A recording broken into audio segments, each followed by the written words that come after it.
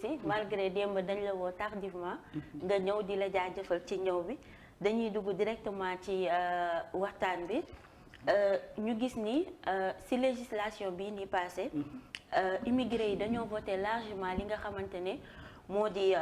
pour opposition bi ma laaj tey organisation boobu lan moo ko waral. waaw xam nga soo remonté en 2012 boo interroger l'histoire ci élection yi di nga gis ni la diaspora avait dama wax ni sax ñoom ñoo influencé woon le vote nguur gi fi nekk nii mën naa wax ni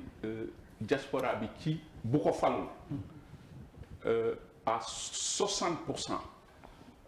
ci ñi influencé seen fal fii ci biir Sénégal diaspora bi ci la bokk parce que amoon ci nguur gi yaakaar bëggoon rupture bëggoon parce que nag il faut rappeler que le Sénégal quand même sur le plan démocratie ci Afrique référence la voilà le Sénégal est un grand pays damay wax ni sax le Sénégal est une porte d'influence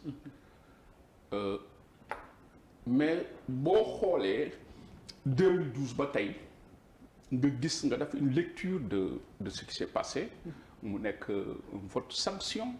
où la diaspora pratiquement dans sa majorité a dit non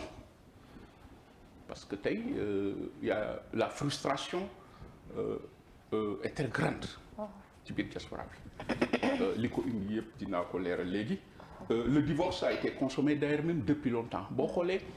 dafa am ce qu'on appelle une crise de confiance très aiguë entre la diaspora sénégalaise ak l'État du Sénégal et les institutions de ce pays-là parce que tey taxawaay ak cër bi ñu waroon jox ci diaspora bi dans le processus socio-économique de ce pays-là loolu amu fi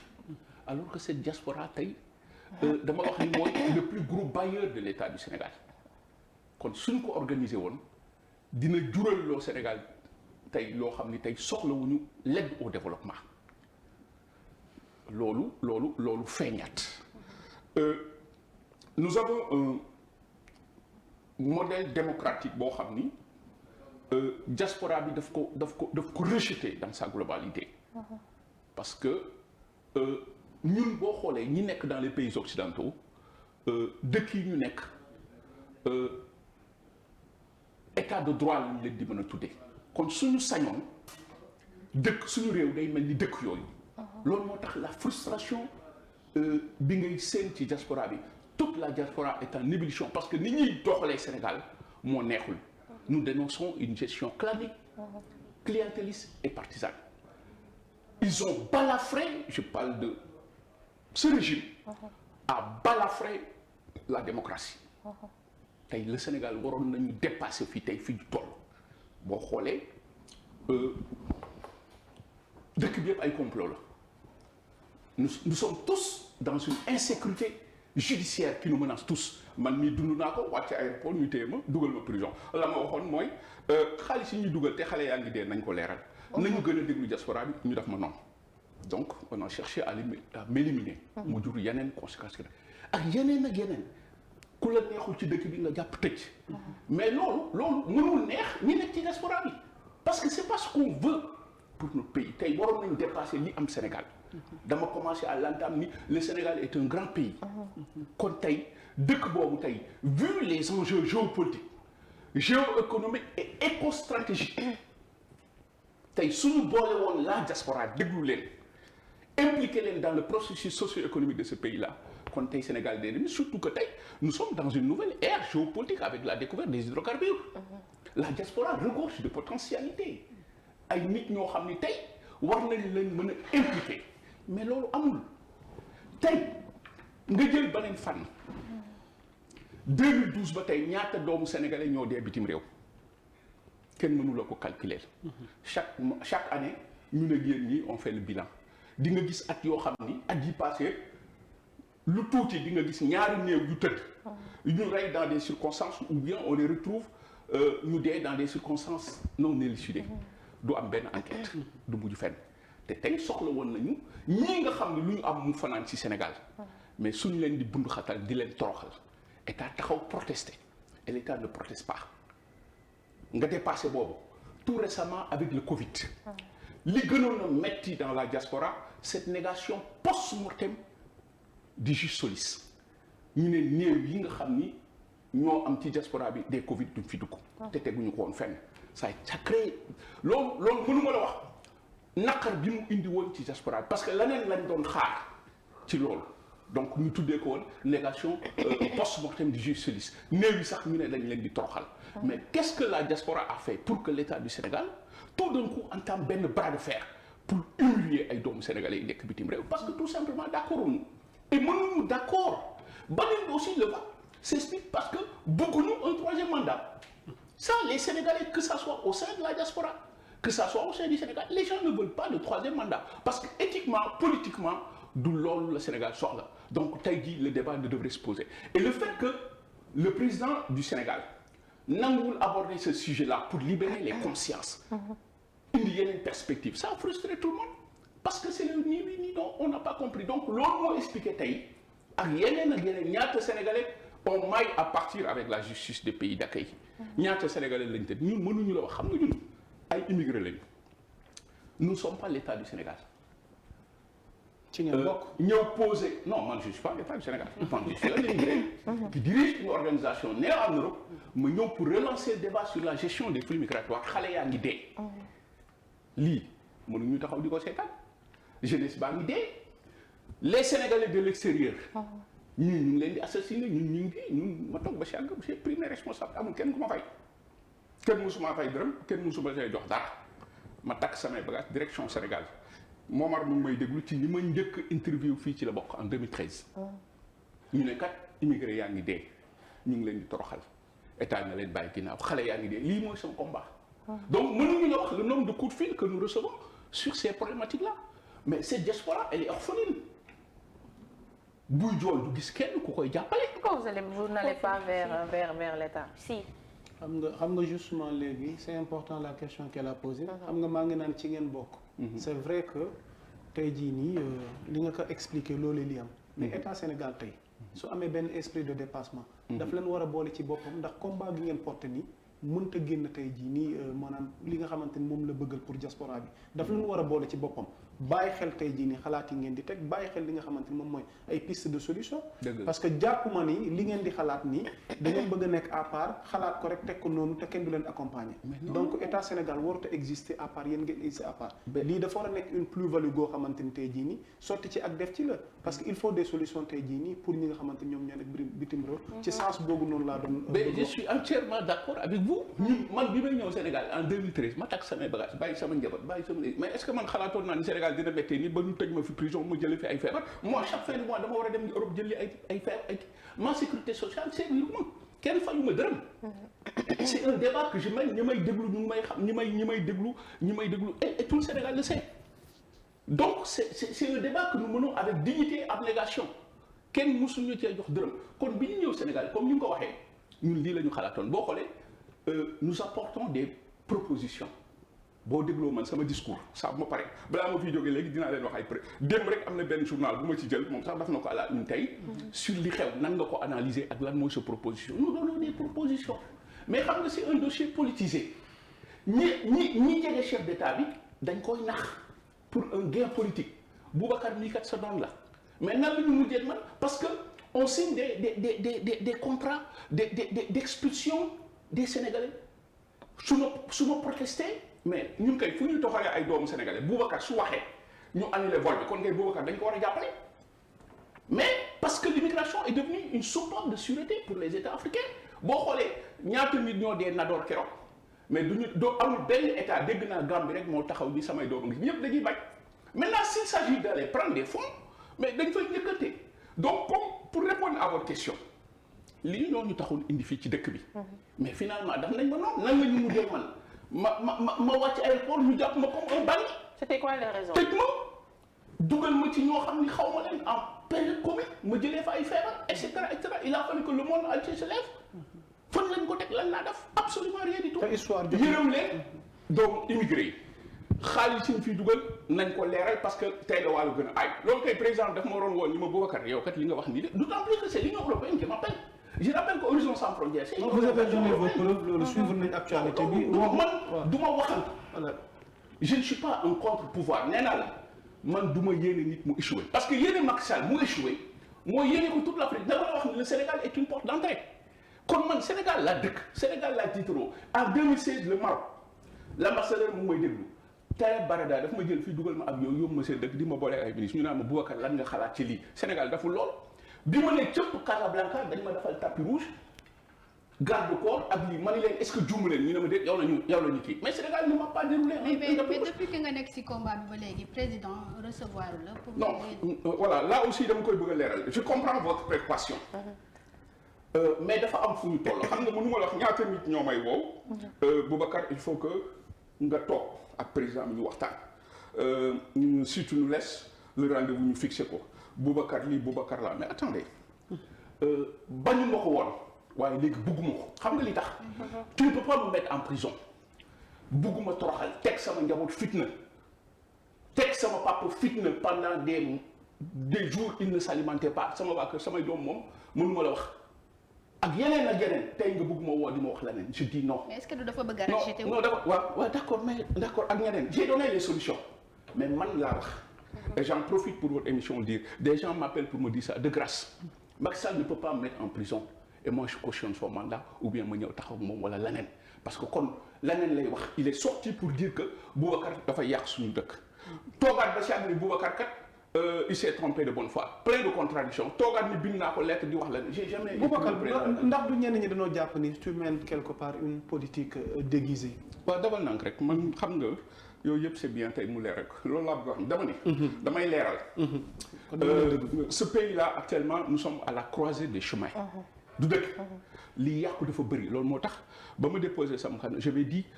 tabaxaat la reconstruction du pays avec toutes les compétences moo tax bu ñu yeewee ba pare je pense que c'est l'occasion ñun ñëpp ñu àndaat tabaxaat réew mi parce que réew mi lii yàqu dafa bëri les fondamentaux dafa daanu sur tous les plans tey il faut que ñu defar la frustration est là daf ko wone la violence est là elle est économique elle est politique elle est sociale donc les causes sont multiformes kon tey fi ñu toll nii je crois que tey waroon nañ ko mën a dépasser mais des problèmes de gouvernance de malgouvernance un système basé sur des critères ethno-mathématiques ont fait que tey fii lañ toll kon man du man li des ci nguur gi nii parce que Sénégal yi wane nañu bëggatuñ nguur gi dañu bëgg mu dem mais dinaa répondre tout à l'heure si man la may def politique parce que la may wax ragaluma ko parce que sëy laa san ci dëkk bi laa dëkk donc honnêtement j'en profite pour dire ceux qui m'appellent pour me dire que da ngaa war a def lii da ngaa war a def laa wala gouvernement bu bees ak lu kenn xamul dugguma ci gouvernement ànduma ak ce régime ça c'est clair. kon taxawaay opposant nga am. non dama nànk rek dinaa leer parce que dañu dépassé foofu. parce que comme ni ma ko mënoo man ay ñoom ñoo xam ni dañ ma complot ñu ma complot ñu may déglu. am na ci koo xam ni c'est le secrétaire d'État des Sénégalais bi ñu ma jàppee aéroport xam nga lu mu njëkk a wax diffamation il a fallu que ay nit jóg ci doom kon kooku. bu sañoon Boubacar dee ci prison bi. kon nan laa mu ñu toogee noonu autour d'une table naan damay liggéey loolu mënul nekk. il y a un seul dans ce gouvernement là. c'est le directeur des Sénégal de l'extérieur. François Amadou Gaye bañ ko falee ba léegi mosoo dégg mu wax bu ñaaw jëmale ci Boubacar au contraire sax il s'est beaucoup rapproché de moi pour me dire que dañu la soxla pour liggéey mais man ko François xam naa yow sa yéene mais damay ragal ni sa hiérarchie duñu la bàyyi parce que déjà man on m'a catégorisé comme opposant on m'a catégorisé comme contre-pouvoir mais man j'ai donné des solutions pour le Sénégal mais seulement dama dul dox si caaxaan xam nga sénégalais yi xamewuñu ma yenn yi donc am na loo xam ne du ma ko nangu man du ma d'accord bokk ci ñuy yàq réew mi dama bëgg bu ñuy wax Boubacar ñu tudd ma ci ñuy defar réew mi nit ñi xamewuñu ma loolu mosoo maa dégg ma saaga mosoo maa dégg ma xas mosoo maa dégg ma dégg tëdd dama ni kat lii moo xew nañu xoolaat la gestion des flux migratoires nañu taxawaat doomu sénégalais yi nekk biti réew nañu taxawaat jeunesse bi c'est ça mon discours qui ne change pas maintenant que Boubacar est politique xam nga politique mooy lan ab bant la rek bu ñu sànni ci mbedd mi soo dof ba saa yi jël ko nag dañ koy jëmale yow sa kaw man sénégalais laa dëkk bi moo ma ñor moo tax ma bàyyi suñu lépp j'ai beaucoup de casquettes dans la migration fu ma neexoon dem la ma neex def sama profession man may na ma loolu ma bàyyi lépp ni lii laay yëngatu depuis plus de 20 ans ba tey je reçois des gens en Europe qui font leur thèse ci man la ñuy ñëw sur les migrations internationales plateau boo gis ci àddina bi université boo gis ci àddina dañ may woo may joxe conférence parce que man maa ko jox gëdd bi kon Sénégal mérité woon naa lu nekk benn waaye wax na leen ko lu dul kii du ko ñu tëj prison maintenant c'est quoi la politique bu fekkee lii may def mooy politique sur les questions géopolitiques éco-stratégique parce que aujourd'hui les défis sont majeurs en Afrique au Sénégal bu fekkee lii mooy politique jàppal ni kon Boubacar Seye professeur politicien bu mag la seulement je ne verserai pas dans la politique saagante xasante parce que yéen xamewuma leen ma loolu doo leen ma xamee loolu lan mooy politique mais su fekkee politique mooy fexe ba Sénégal jaar yoon kon nag bëgg naa bokk ci politicien la ci loolu lañ ma nawee sur des propositions sur cette thématique migratoire bi nga xam ni tey dafa nekk un élément essentiel de la géopolitique mondiale moo yore àddina migration moo yore àddina dañu nekk dans un contexte mondial de mobilité croissante des populations globalisation la ñu wax mondialisation dafa feeñ sax ci feebar bi moo tax bi feebar bi commencé maa njëkk a tëb ni man maa njëkk a wax pandémie au moment où l'organisation mondiale de la santé pour des raisons qui leur sont personnelles dañu nëbb affaire bi donc lii moom moo indi Afrique maintenant bu dee loolu mooy politique je réponds maa ngi ci politique bi mais nag du politique u saaga c'est des propositions contre ma nguuru kenn parce que nguuru Macky Sall su daanu mooy Sénégal mooy daanu au contraire dama ñëwoon pour ñu ànd tabaxaat mais ci biir tabaxaat boobu man dañ ma di teg ay tolof-tolof kon ñooñu ma teg ay tolof-tolof mënuma toog ak ñoom autour wala ñu may reetaan parce que non ils ont essayé à m'éliminer ça n'a pas marché yàlla ëpp leen doole ñoom nañu dem ma dem bu ma kenn woowti de grâce muy fii muy Sénégal naan ma donne-nous une chance ñu tasante privé on a appelé des gens. mais boobaa ndax di nga mën a réussir sa combat tamit fi mu ne nii boo tëjee see bunt. mais yàlla loolu tëjuma dara grand. moi je suis là depuis 2013. mais il faut peut-être tamit un plan B à côté. pour waaw mais que mën a tey jii nii sa combat bi. waaw mais d'accord ma ni la xam nga lenn laa gëm xam nga ce combat là. c'est un combat de la dignité humaine dama cee warul dara lu dul dëgg. gis nga lu ma ci bëggoon am gis nga ñiy retourné souvent di ma xas ak di ma saaga su ma soxla woon seen bos jël naa ko. est-ce que du ay rapprochement tamit ak opposition gi fi nekk amoo benn rapprochement ak les hommes politiques yi fi nekk tamit. Ousmane Sonko toog nañu Khalifa Sall toog nañu. lan lañ waxtaan lu tax waxu réew mi rek parce que nous sommes tous dans les mêmes perspectives nan la Sénégal bi jaaree yoon Abdoul Mbaye toog nañu Bougane Gueye sama xarit la ñun ñoo sam gëm sa bopp kii un mouvement social boo xam ne. yaa Bougane yéen a sant mais gëm sa bopp maa ko sam j'ai parlé dama ñëw coalition gëm sa bopp de pour une relecture des perspectives en Afrique. Bougane est un modèle de jeunesse mu woo ma déglu ko mu am passion bu mag sur le Sénégal ñu samp lii en 2018 ñu man maa sam gëm sa bopp ak mu may déglu ñu ànd di ci dox pour jàmm réew mi la ñooñu loolu moo leen impliqué tey jii dama koy j'en profite pour lui rendre hommage que amul kenn ku ko gën a bëgg Sénégal. mais malheureusement bokkul ci joŋante bi quoi. waaw bokkul ci joŋante man mii di wax ak yow j'ai mis ma candidature au nom du j'ai mis un mouvement qui s'appelle Tabaxaat Sénégal avec la diaspora ma teg sama carte d'identité dem ñu dugalal ma ci leneen ma dem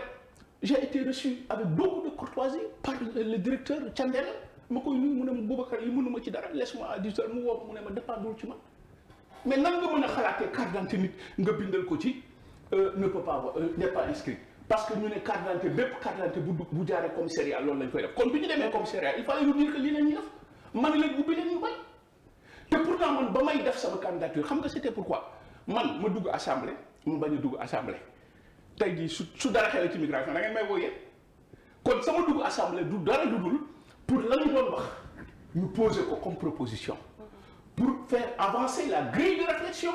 sur la protection de ces Sénégalais de l'extérieur là ci contexte tax dama wax ni l'ère post-coronavirus l'ère post-guerre ukrainienne dina indi beaucoup de tensions géopolitiques liées à la migration parce que dañuy bund xatal Afrique nit ñi ñuul ñi gisoo ñoom dañu favoriser les Ukrainiens pour bund xatal nit ñi gisoo ñu ngi expliquer pour ñu ko wax ak ñu ko waxul gis nga actuellement képp ku amul nationalité am nga problème parce que këyit da ngay dem di renouveler sax ñu téye ko parce que l'Europe les dirigeants européens sont formels l'Europe est blanche et judéo-chrétienne. La migration est aujourd'hui mise au banc des accusés comme ni ma ko waxee par une laïcité juridico-politique ñii dañoo ñëw pour jël li fi nekk kon dëkk bu mel ni Sénégal tey waroon nañu mën a poser le débat au sein de l'Assemblée au sein des institutions et pouvoirs publics pour une meilleure prise en charge de ces Sénégalais lii ma doon sama combat ñu bloqué ko pour ma mën a ko yéegal ak CEDEAO Union africaine Union européenne ba Nations unies parce que immigration moo yore àddina. d'accord avec frustration bi nga xamante ne diaspora amee nañ ko ba indi vote bi nu mu demee nii. tey jii lan nga xalaatoon ni ñi war a toog buñ ko defoon dinañ jege lii di askan wi. ben écouter les gens écouter la souffrance des gens xam nga nguur soo ko dee wut da ngay ñëw soo leen ma votalee ma def lii soo leen ma liyee ñu def lii léegi yow fexeel ba ñi la fi indi woon ñoom tamit foofaloo ñu nguuru mooy lan nga déglu leen pour ensemble ñu indi des solutions cette diaspora là dama ko wax dem dans des perspectives de solution tey il y a eu une crise de confiance il faut que l'État du Sénégal jéem a xool nu muy réconcilier woo avec sa diaspora mooy déglu leen il faut rapidement créer les assises de la migration ñu am conclave ñun ñëpp ñu toog waxtaan parce que xam nga li tax dama wax ni les défis qui nous attendent tey gis nga nañu def attention dama ni leen le Sénégal rentre dans une ère de nouvelle ère géopolitique découverte des hydrocarbures loolu sax yàgg na fi am mais dañoo yokk ba nga xam ne tey les enjeux sont écostratégiques gis nga pétrole ak gaz dëkk yi mu génn yëpp des études sociographiques ont démontré que les 2 tiers xeex ci àddina foofu la dem kon tey nañu def attention le Sénégal doit légiférer pour protéger parce que y aura les prédateurs économiques parce que l'Europe l'Occident du moins a un modèle économique énergivore dañu soxla loolu gisoo ñu ngi keroog ñu ngi jéem a nax président bi di ko invité fële sama xare parce que dañu soxla parce que am nañu problème ak Poutine actuellement l'Europe a un problème nan lay ravitailler en gaz ci hiver bii di ñëw xam naa baax la may wax donc suñu deful attention pétrole ak gaz bi nga xam ne moo feeñ fii yëpp Sénégalais yi duñ gis dara et ceci devrait réduire l'extrême pauvreté ceci devrait réduire tey le chômage endémique des jeunes ak yeneen parce que tey boo xoolee gis nga keroog yéen a ngi mën ci doon laaj la recrudescence gaal yi commencé waat na gisoo tey actuellement les ONG ñu ngi interpellé Union européenne parce que chaque jour mu am ay gaal yoo xam ne kenn mënu faire loolu yëpp tey dafa war a nekk l'objet d'un débat de fond yan contrat la ñu signé nañ ko xoolaat parce que tey l'exploitation du gaz et du pétrole dafay am ay problèmes yu muy indi sur le plan écosystème yeneen ak yeneen la biodiversité yooyu yëpp dañuy dem l'économie verte il faut que ñu xoolaat parce que dafay am déversement boo exploité day am déversement na nga am fulla ba ku déversé mu defaraat na nga am fulla ba nga xam ni ñii fanaan Sénégal nañ ko xam y aura un dumping migratoire yooyu yëpp la ñu war a wax mu nekk un débat de fond woolu immigré yi nga recenser les compétences parce que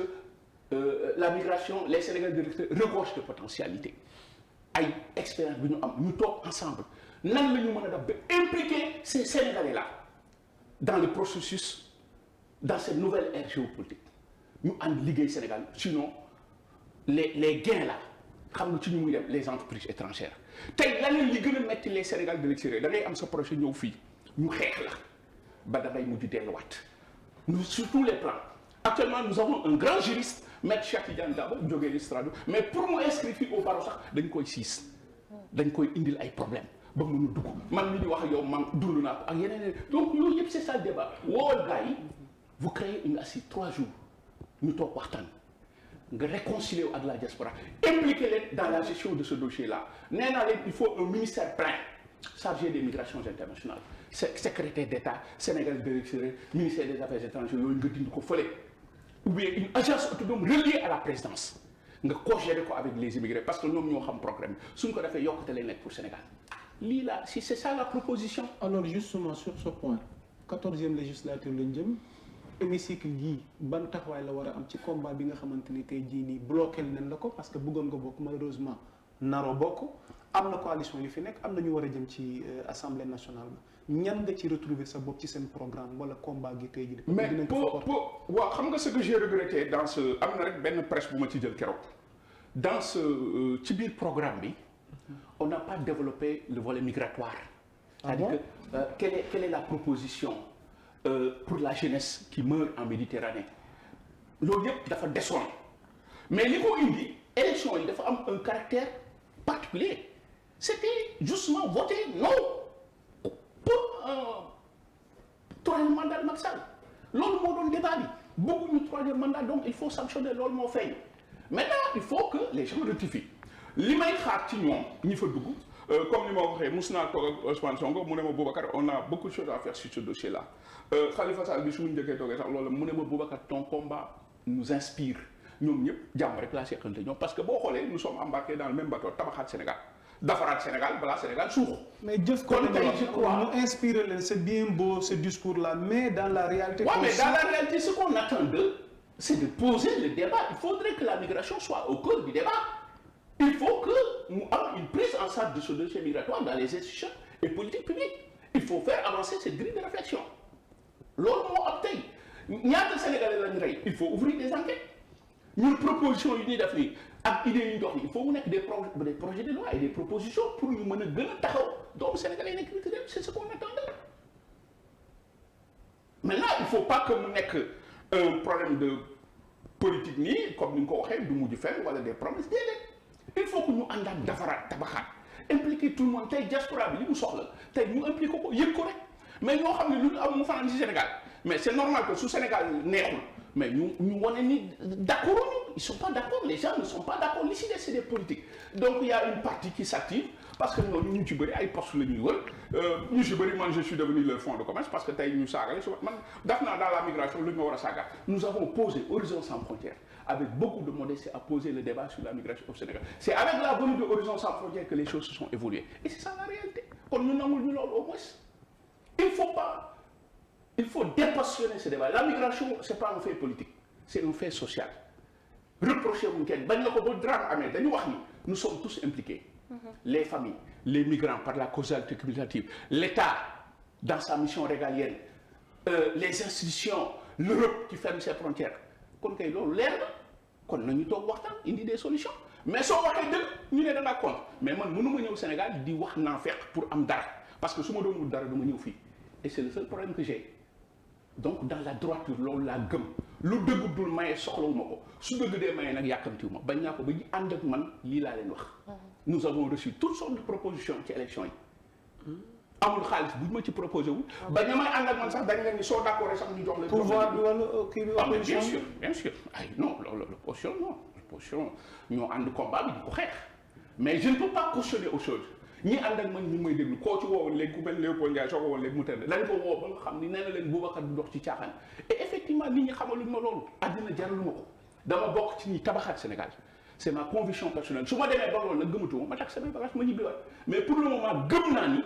dëkk bi war nañ ko mën a tabaxaat mais ci kaw ñu boole doomu Sénégalais déglu leen comme ni nga ko waxee ñu waxtaan pour que ensemble ñu defaraat parce que ci cela yi les fondamentaux dafa daanu il faut tout revoir le système éducatif il faut revoir notre modèle économique il faut revoir le contrat social pour que chaque Sénégalais puisse s'y retrouver lii mooy débat bi le débat doit être économique et non politique qu'est-ce qu'on propose pour lutter contre l'extrême pauvreté qu'est-ce qu'on propose à cette jeunesse pour une relecture des perspectives lii la ñu wax ñun c'est le débat que nous soulevons en Afrique il faut de nouvelles perspectives panafricaines aujourd'hui il faudra la disparition de cette tectonique des plaques il faudra une recomposition aujourd'hui politique assemblée bi dafa war a changer te dina changer dëkk bi dafa war a changer dina changer am nga ci yaakaar mais nous n'avons pas le choix nous sommes à la croisée des chemins sinon ñun ñëpp dañuy suux parce que coow am na boo ma xamee juste une dernière interpellation par rapport ak actualité bi dans quelques heures ci après-midi bi war nañ proclamer lii de résultat provisoire yi mais tendance yi jot a amagum Benno Bokk Yaakaar jàpp na ni moom mooy majorité intercoalition Yewwi Wàllu jàpp na ni ñoom ñooy majorité kaawu Podor fi mu ne nii ca Matam indi na beneen coow le Fouta en général Benno Bokk Yaakaar jàpp ne ñoom ñoo fa gagné mais Ousmane Sonko def na sorti dem ànd ko waa coalition Yewwi Askan Wi ak Wàllu jàpp ni am na fraude gi fa am goo xamante ki ne dit pas à son nom ñu ngi sàkku sax ñu pousse li nga xamante ni moom mooy proclamation yi ngir ñu ubbi enquête loolu leer noo jàngatee situation gi li ma gëm avec conviction que c'est l'opposition moo gagné élection yi dafa feeñ il faut que ñu accepter la volonté du peuple il faudrait se remettre dëkk bi te fonde sur quoi pour dire que c'est l'opposition mais dafa feeñ je pense que ça saute à l'œil les gens ont voté sanction pour dire non à un troisième mandat parce que dëkk bi doxul nit ñi les gens xam la dignité humaine est bafouée dans ce pays-là il y a une petite minorité rek ñoo ci génn tey koo gis taxaw ci mbedd mi mu ngi am problème pour gérer son quotidien pour les et c'est ça la réalité c'est ça le langage de la vérité donc les violences les crises sont multiformes secteur yëpp la pêche gis nga nappkat yi napp seen aada la dañoo dem ba nga xam ne mënatuñ ci dara parce que la zone économique exclusive a été bradée gis nga tey l'exclusion sociale am na ñu jàng arabe ak ci dëkk bi bokkutuñ ci dara kenn boolewu leen il faut lutter contre les institutions sociales donc violence bi dafa bëri loolu moo feeñ tey loolu moo feeñaan si date bi la vérité nañ ko nangu c'est que l'opposition a gagné aujourd'hui il doit avoir tout à l'heure li ma wax sànq disparition de ce cliché-là qui consiste à dire que coalition warul am ce cliché doit disparaître ce logiciel doit disparaître dëkk bi ñun ñëpp ñoo ko bokk nga reconnaître démocratiquement peuple bi kat lii la wax nga déglu leen lii la des nga def ko nga terminer ce mandat dans la paix après keneen jël dëkk bi noonu la war a doxee les gens ne peuvent pas venir pour s'éterniser 12 ans c'est déjà trop politiquement éthiquement moralement ces Sénégalais ne veulent pas d'un troisième mandat lii mooy dëgg dafa feeñ ci kii bi maintenant leneen lu ñu fi indi comme résultat ça risque de nous mettre dans une incertitude te le Sénégal ne mérite pas ça le Sénégal est un grand pays et il va pas falloir qu'on renonce à notre grandeur man lii laa gëm bokk naa ci ñi gëm ni et je le dis avec conviction que c'est l'opposition moo gagné et que aujourd'hui à l'Assemblée nationale l'opposition doit être majoritaire loolu mooy dëgg donc il faudra un gouvernement de coalition toog nit ñi toog ñu xool nan la ñuy def ñoom ñoo xam li ñuy def pour li ci des ñu jéem ko redresser dëkk bi jaaraat yoon parce que nit ñi sonn nañu mais voilà le débat qu'il faut poser nous avons beaucoup de secteurs qu'il faut redynamiser l'agriculture la pêche yooyu yëpp war na nekk ay activités de relance il faut faire taire les intérêts irrationnels et leur instrumentalisation politique lan moo ñu ñor le Sénégal nan la ñuy fexee ba tabax Sénégal nan la ñuy fexee ba ku fi xiif naan nan la ñuy fexee ba ku feebar faju nan la ñuy mais ñun vous savez les gens qui sont dans la diaspora imaginez nga nekk diaspora ñu ne la benn femme dafa ëmb doon accoucher mu dee loolu amatul Europe amuñu lu ko kii mais comment on peut être content. mais Europe du Sénégal tamit moo tax ma ni la sànq nous qui connaissons l'état de droit la notion de développement bu ñu sañoon nag dañuy impliqué ba nga xam ne dëkk yooyu mel jour xam nga dëkk yooyu bu leen wax léegi dëkk yooyu dañoo liggéey rek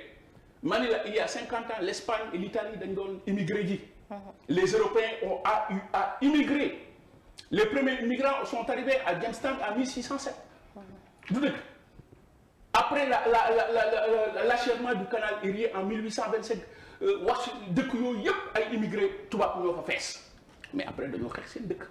liggéey seen dëkk ba nga xam ni à partir de 1900 immigration bi commencé wàññeeku donc il faut mettre les gens dans une dynamique de travail ñu gëm ni doomu Afrique mooy liggéey Afrique ba Europe boobu ñu fexe ba on ne peut plus concevoir quand ce millénaire là jigéen ji aussi ñu koy dugal ci sareet ba mu gaañu mais loolu moo naqari waa diaspora bi ak yeneen ak yeneen c'est tard de la mauvaise gouvernance loolu moo indi problème bi donc en termes de gouvernance globale il y a des failles d'ordre conjoncturel et structurel il faut corriger le Covid l'a montré qu'est-ce que l'Afrique a proposé dañuy xaar ñu ñuy indil ay vaccins alors que l'Afrique nous avons tout ici des gens qui font des recherches pour lutter contre le Covid mais loolu amu fi nous avons même eu à faire des propositions un ministère chargé des infrastructures day tabax un ministère chargé de la recherche ci côté santé bi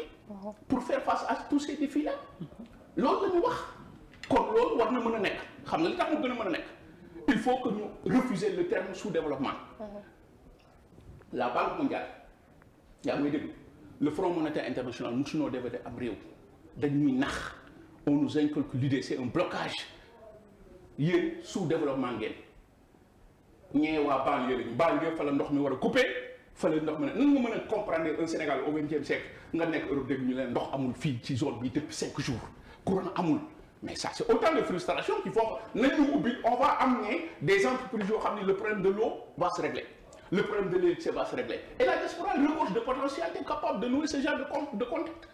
mais loolu mooy wax bi loolu amul kon vous conviendrez avec moi que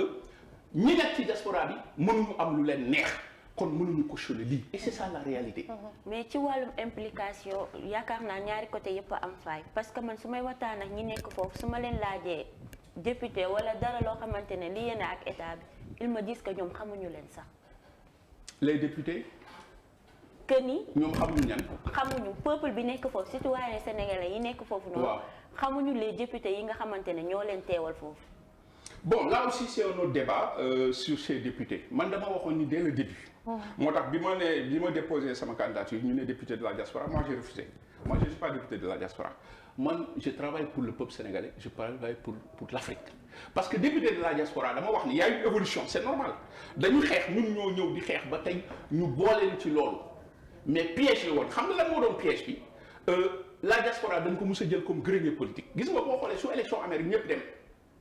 yaa am na diaspora lii diaspora kii diaspora kële mais boo xoolee su élection yi passé rek dañ leen di fàtte léegi pour ñu piège leen pour yow waa diaspora di liggéey les partis politiques classiques ñu ne 15 députés de la diaspora gis nga bi ñu ko defee toute la diaspora s'est implosée ku nekk foog ni député nga président association bi foog ni député la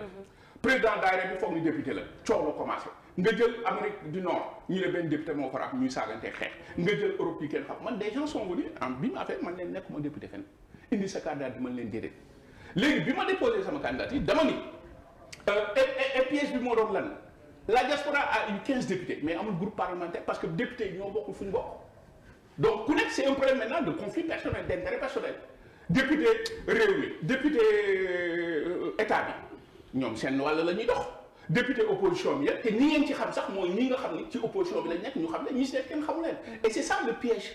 parce que tey suñ ko organisé woon biñ ci wax ñu waxtaan ci ak waa diaspora bi au moins dina am groupe parlementaire diaspora pour mën a participer au débat maintenant il y a 15 députés 15 députés yooyu ils sont affiliés à des partis politiques ñoo leen fa samp kon yow sooy ñëw c'est la cause du parti ngay wax ñi ci poser les débats les problématiques de la diaspora mooy ñi nekk opposition bi ñooñu la ñu ràbbe et effectivement il a raison de dire ça maintenant pour rectifier on pourrait rectifier toog waxtaan qu'est-ce que vous voulez mais là ñu loolu c'est toujours le même scénario man Boubacar Sène du ma d'accord liggéey benn parti politique classique moo tax bi ma sabbee sama yëpp dama ni tabaxaat Sénégal laa wax je suis député fii ci dëkk bi mais je ne suis pas député parce que Espagne laa dëkk ñu may napp naan ma wala di ma nax naan ma yaay député Europe du Sud mais man est-ce que bi ma ñëwee fii yéen bu may wax Europe est-ce que damaa wax Espagne bàyyi yeneen dëkk yi est-ce que damaa wax Espagne bàyyi Afrique du Nord vous m'interrogez donc piège yooyu du ma ko d'accord pour la nekk député j'ai refusé j'ai refusé des gens sont venus me dire on te met sur la liste ma ne ko bokkuma benn liste man ba may ñëw fii liggéeyu ma Espagne bàyyi waa France bàyyi waa Canada wala bàyyi waa Afrique du Sud lii mooy piège bi et effectivement c'est ce qui explique que ñoom ñu lay wax loolu on espère qu'ils vont rectifier je ne sais pas mais su fekkee 15 députés yi les 15 là suñu bokkee opposition c'est une bonne chose mais suñu bokkul opposition mënul am groupe parlementaire parce que bokkuñu fi ñu jógee. d'accord je laisse Yaa Moussa bu nekkee am na dernière question. Yaa Moussa bu nekkee nga ñu tëj. aji rek waxtu wi xoj nañu donc mu ngi noonu. aji ñu jox aji rek mu daal di tëj ak. kon aji tëjal ñu dem xooli actualité buzz bi. dernière question bi may laajte mooy ci wàllu migration bi ndax solution bi nekkul tey ñu wax xale yi toog mooy solution ndax li ñuy dem wuti ji yëpp am na fii Sénégal pourquoi ñuy dem. absolument mais ci loolu ñun moo ñu fi indi la sensibilisation toog. L'Afrique fii la affaire bi l'avenir est là xam nga ñun Afrique dañu am les Africains dañu am li gën a metti li gën a jafe mooy cette jeunesse mu nekk richesse boo xam ni tey dafa nekk un fardeau pour les dirigeants africains kon tey jii effectivement il faut de nouvelles modalités de sensibilisation avec des outils d'aide à la prise de conscience loolu moo tax ñu wax il faut mu am des ateliers de relecture de la perspective ñëpp toog famille toog jigéen ñi toog parce que tey y a une féminisation des flux migratoires jigéen ñaa ngi tukki. Les femmes occupent plus de 48,6% des migrations internationales amul benn protection la gis nga le cas Mbaye Diop ak yeneen ak yeneen. kon ñu toog ñu ne nit ñi lii kat lii moo ñu fi indi Sénégal fii mooy avenir bi dee ci géej gi du solution. nga egg jaaxle parce que ñi egg ñëpp dañuy jaaxle am ñu dara lu ñuy def ñu tëj la ci ay camp dañ leen di rapatrier parce que l'Europe est formelle. kon nañu fexe ba mu am ce qu'on appelle cette révolution socio-culturelle épistémologique. pour que doomu Afrique doomu Sénégal xam ni fii mooy seen avenir loolu nag dafa laaj un travail en amont et en aval ku nekk jouer ce rôle l'État jouer sa mission régalienne jël la problématique de chômage endémique structurel des jeunes ñu fexe ba saafara ko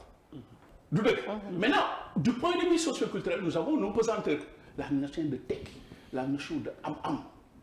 il faut que nit ñi delloo seen xel ci yàlla dama wax sànq ñi jàng arab l'éducation religieuse il faut ñu dugalaat ko parce que nit ñi il faut ñu xam ni yàlla mooy may àdduna processus la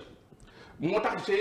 je fais appel à ce qu'on appelle l'éveil à la foi ci xale yi mu commencé ci xale yi gis nga école il faut changer le système éducatif dugal maître arabe yi ñu jox leen liggéey ñu jàngale diine